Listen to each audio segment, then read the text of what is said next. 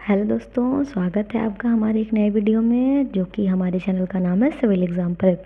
आज हम फिर इस वीडियो में क्वांटिटी एस्टिमेशन के यूनिट 3 के एक और सबसे इम्पॉर्टेंट न्यूमेरिकल के बारे में पढ़ेंगे जो कि हर साल AKTU एग्ज़ाम में पूछता है। पिछले न्यूमेरिकल में हमने CPM यानी क्रिटिकल पाथ मेथड से न्यूमेरिकल को सॉल्व किया था और बहुत अच्छी तरीके से पूरे प्रोसेस को समझा था। इस वीडियो में हम PERT यानी कि PERT के थ्रू न्यूमेरिकल को कैसे सॉल्व करते हैं, कैसे निकालते हैं, उसको देखेंगे। ठीक है। अब देखिए, आपको देखने में इतना लेंदी लग रहा होगा, ये क्वेश्चन ही यहाँ तक है, यानी कि इतना पोर्शन आपका क्वेश्चन का है और आंसर बहुत छोटा सा है। बस समझने का वेर है, अगर आप समझ गए तो आपके लिए 10 मार्क्स ईजीली मिल जाएगा। तो चलिए पहले क्वेश्चन देख लेते हैं क्या पूछ रहा है, फिर आंसर की तरफ बढ़ते हैं। ठीक है, तो क्वेश्चन देखिए क्या कह रहा है। The following table shows the jobs of a network along with their time estimate. जितनी एक्टिविटी दी हुई है ना, उसके हिसाब से उसका एस्टिमेटेड टाइम दे रखा है। ठीक, कि कितने कितने दिन में या कितने वीक्स में वो ख़त्म हो जाएगा। कितने वीक्स में, डे में नहीं है ये, वीक्स में। कितने वीक्स में उस एक्टिविटी को ऑप्टिमिस्टिक के थ्रू, मोस्ट लाइकली के थ्रू और पेसिमिस्टिक के थ्रू ख़त्म किया जा रहा है। ठीक, अब देखिए मेन है क्वेश्चन क्या पूछ रहा है, निकालना क्या है। यू आर रिक्वायर्ड टू, मतलब ये 5-6 पॉइंट आपको निकालने हैं। सबसे पहला प्रोजेक्ट नेटवर्क, यानी कि आप ऐसा नेटवर्क ड्रॉ करोगे इन एक्टिविटीज़ के थ्रू। दूसरा, find the expected duration and variance of each activity. Expected duration वही क्रिटिकल पाथ और उससे कितना आपका निकल के आ रहा है लास्ट में डे। ठीक है, एक्सपेक्टेड ड्यूरेशन उसी को बोलते हैं। उसके बाद से इसमें भी आप अर्लीस्ट और लेटेस्ट निकालोगे इवेंट। ठीक, उसके बाद से प्रोजेक्ट लेंथ जितना एक्सपेक्टेड है उसको कैलकुलेट करोगे। ठीक, स्टैंडर्ड डेविएशन ऑफ प्रोजेक्ट निकालोगे और लास्ट क्वेश्चन है हमारा 40 दिन के अंदर क्या प्रोबेबिलिटी है उस प्रोजेक्ट की कंप्लीट होने की, यानी कितना परसेंट चांस है कि 40 दिन के अंदर वो जो हमारा प्रोजेक्ट है वो कंप्लीट हो जाएगा, वो निकालना है। तो स्टार्ट करेंगे पहले क्वेश्चन प्रोजेक्ट नेटवर्क से। उसके लिए सबसे पहले फिर हम वही काम करेंगे, एक चार्ट बनाएंगे जिसमें ये सारी चीज़ें जो हमारे क्वेश्चन में दी हैं वो हम उसमें नोट करेंगे। ठीक, तो अब देखिए ये हमने एक चार्ट बनाया जिसमें हमने एक्टिविटी, एस्टिमेटेड ड्यूरेशन, TE और सिग्मा स्क्वायर ये दो चीज़ें लिख दी हैं। ठीक है, अब सबसे पहले आते हैं इस वाले। ठीक, एक्टिविटी दी हुई थी, एक्टिविटी मैंने सारी इसमें मेंशन कर दी। एस्टिमेटेड ड्यूरेशन में T0, TM, TP ये सारी चीज़ें दी हुई थी, ये मैंने मेंशन कर दी। ठीक, अब देखिए ये जो चीज़ें लिखी है ना, ये सब हम लोग को इसमें पहले फिल करनी है, नेटवर्क बनाना है। तो 1 से 2, 1 से 6, 1 से 2, 1 से 6, 2 से 3, 2 से 3, 2 से 4, 2 से 4, 3 से 5 की तरफ यानी कि 3 से 5 की तरफ, 4 से 5 की तरफ यानी कि 4 से 5 की तरफ, 6 से 7 की तरफ यानी कि 6 से 7 की तरफ, और 5 से भी 8 की तरफ, 7 से भी 8 की तरफ। ये हमारा नेटवर्क बन गया। ठीक है, अब देखिए आगे क्या करना है। इसमें भी वही काम करेंगे, इसमें भी अर्लीस्ट और लेटेस्ट निकालेंगे। तो सबसे पहले अर्लीस्ट निकालते हैं। अर्लीस्ट निकालने के लिए जो स्टार्टिंग पॉइंट है उसको 0 कंसीडर करते हैं और आगे की तरफ बढ़ेंगे और ऐड करते जाएंगे। जहाँ किसी एक पॉइंट पे दो जगह से एक्टिविटी हो रही होगी वहाँ पे आगे जाते टाइम जो ज़्यादा होगा उसको लिखेंगे और पीछे आते टाइम जो कम होगा उसको लिखेंगे। तो सबसे पहले आगे बढ़ते टाइम देखते हैं। तो स्टार्टिंग में 0 है, 0 में 7 ऐड करेंगे तो 7 होगा।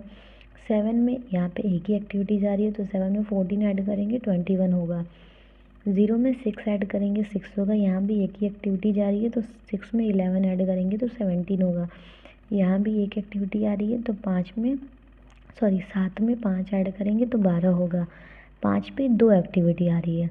ठीक है, एक 3 से एक 4 से, दोनों में जो ज़्यादा होगा वो लिखेंगे। 21 में 11 जोड़ेंगे 32 होगा, 12 में 7 जोड़ेंगे 19 होगा।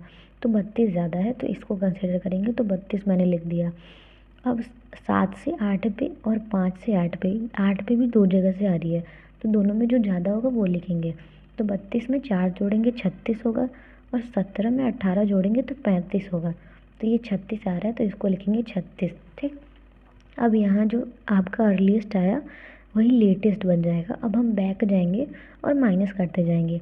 तो 36 में यहाँ से एक ही एरो आ रहा था, 36 में 4 गया 32, यहाँ भी एक एरो आ रहा था, 36 में 18 जाएगा 18, यहाँ भी एक एरो जा रहा था, 18 में से 11 जाएगा 7, 7 में से 6 जाएगा 1 बचेगा, लेकिन यहाँ 0 है तो 0 आना चाहिए, यानी कि दूसरे वाले लाइन को फॉलो करते हैं। अब देखिए यहाँ भी एक लाइन जा रहा है तो 32 में से 11 जाएगा 21, यहाँ भी एक लाइन जा रहा है तो 32 में से 7 जाएगा 25, लेकिन 2 नंबर पे 2 जगह से आ रहा है, ठीक। बैक जाते टाइम इधर से भी जा रहा है, इधर से भी जा रहा है, तो 21 में से 14 जाएगा आपका, तो आपका 7 बचेगा, लेकिन 25 में से 5 जाएगा तो 20 बचेगा। तो बैक आते टाइम जो कम होता है वो लिखते हैं, यानी 21 में से 14 जाएगा 7 बचेगा, और 7 में से 7 जाएगा 0, यानी कि ये आपका 1 2 3 5 और 8, ये आपका क्रिटिकल पाथ मेथड हो गया। 1 2 2 3 3 5 5 8, ये आपका क्रिटिकल पाथ हो गया। इसी से आपका ड्यूरेशन निकल जाएगा, ठीक। ये आपका निकल गया पूरा अर्लीस्ट लेटेस्ट, ठीक। अब यहाँ पे हम लोगों ने सब चीज़ें नोट करी हैं। टी ई निकालने का फॉर्मूला होता है T0 plus 4Tm plus TP upon 6, और सिग्मा स्क्वायर निकालने का होता है TP माइनस T0 अपॉन 6 का स्क्वायर, ठीक।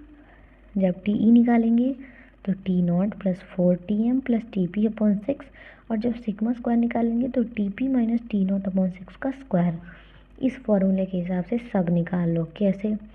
T0 की जगह 1, 4 की जगह 4, Tm की जगह 7 प्लस TP की जगह 13, सॉल्व करोगे 7 आएगा। ऐसे सब सॉल्व करने का सारा आंसर आ जाएगा। सिग्मा स्क्वायर में TP की वैल्यू 13 माइनस T0 की वैल्यू 1, 13 में से 1 अपॉन 6 का होल स्क्वायर। जब निकालोगे 13 में से 1 जाएगा 12 में से 6, 12 में से 6, 12 अपॉन 6 दूना 12, 2 का स्क्वायर 4। ऐसे ही ये पूरा निकाल लेना, ठीक। ये आपका इतना आसानी से निकल जाएगा। तो इतने बड़े क्वेश्चन का ना इतना छोटा सा आंसर, अभी आंसर ख़त्म नहीं हुआ है, क्योंकि आपने नेटवर्क ड्रॉ कर लिया, एक्सपेक्टेड ड्यूरेशन निकाल लिया, मैंने बताया 1 2 3 5 8, ये क्रिटिकल पाथ से अर्लीस्ट और लेटेस्ट कैलकुलेट कर लिया, ठीक। अब आपको निकालना है चौथा, एक्सपेक्टेड प्रोजेक्ट लेंथ, ठीक।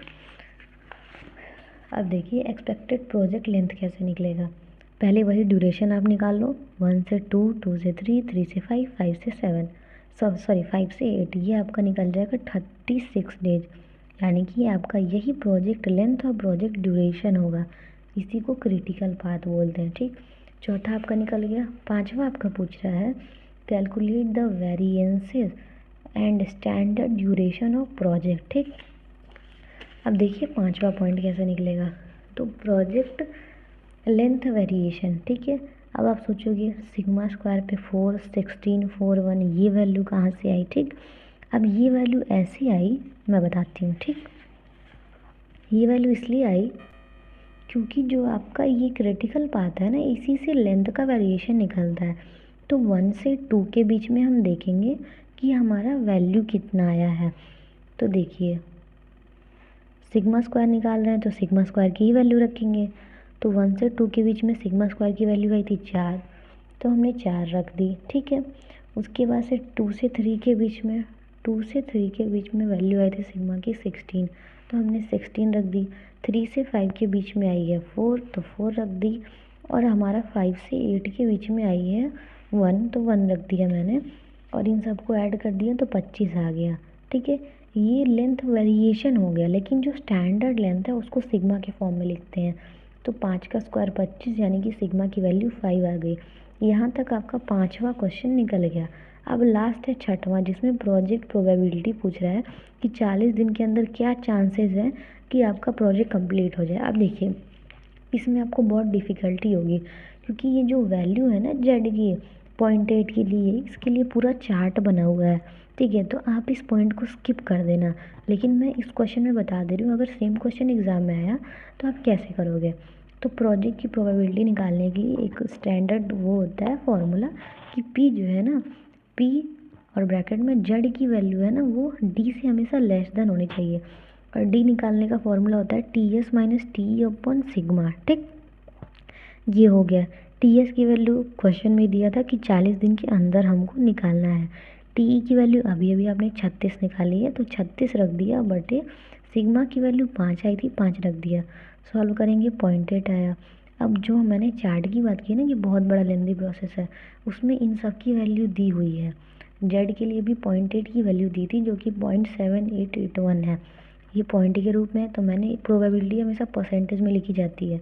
परसेंटेज में चेंज करोगे तो 78.81% आएगा। तो ये पी की वैल्यू यानी कि प्रोबेबिलिटी हो गई कि जो 40 दिन के अंदर जो प्रोजेक्ट के कंप्लीट होने के चांसेस है ना, वो 78.8% चांस है। इतना परसेंट श्योरिटी है कि कम प्रोजेक्ट जो है वो 40 दिन के अंदर कंप्लीट हो जाएगा। ठीक, तो ये थी दोस्तों आज की हमारा ये दूसरा पार्ट की क्वेश्चन।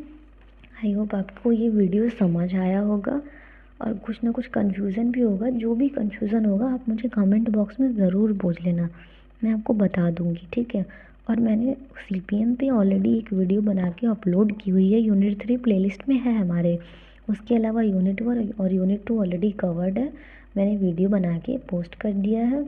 आप एक बार जाके देख लेना। और इस क्वेश्चन में कुछ भी आपको समझ आए और ना आए तो आप मुझे कमेंट सेक्शन में पूछ लेना। और अगर वीडियो अच्छी लगी तो प्लीज़ प्लीज़ लाइक करके अपने दोस्तों से शेयर करना, ताकि वो भी पढ़ के और एग्ज़ाम में पास हो सकें। तो मिलते हैं अगले वीडियो में जिसमें हम CPM और पार्ट में डिफरेंस पढ़ेंगे। तब तक के लिए इस वीडियो पे लाइक और कमेंट कर दीजिएगा और इस वीडियो को कंप्लीट करिएगा। मिलते हैं नेक्स्ट वीडियो में, तब तक के लिए बाय बाय।